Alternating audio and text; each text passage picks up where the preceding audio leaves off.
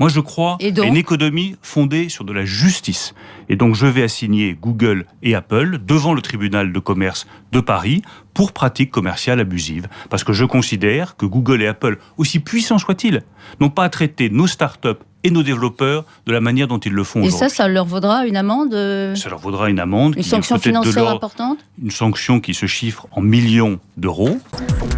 Ce qui est vrai, c'est qu'on a un gouvernement qui est en train de réaliser une espèce de tourbillon d'annonces pour multiplier les fronts et faire en sorte que personne ne se repérant plus dans ce qui est devenu un panorama assez compliqué, eh bien, ça va permettre de dissocier les revendications et que chacun se demande finalement à quel Et vous laissez faire ?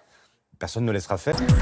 Mon adversaire, c'est la politique qui est menée par ce gouvernement qui, pour moi, est catastrophique. C'est le président des riches. C'est Robin des Bois à l'envers. C'est je prends aux pauvres pour donner aux riches. Ouais. Sur plein de thèmes. Sur la CSG pour les retraités, sur les APL pour les locataires.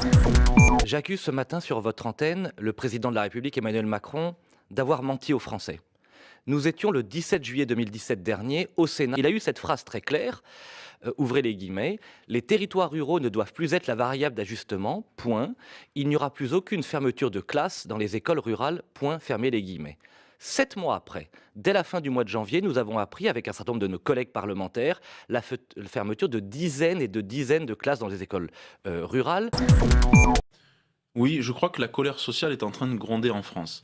Et je pense qu'il y a une colère territoriale qui est en train de s'exprimer, des territoires ruraux et périurbains, qui en ont marre de payer l'addition du matin au soir, entre la hausse du diesel, la hausse du fioul, l'augmentation de la CSG pour les retraités et aussi pour les autres.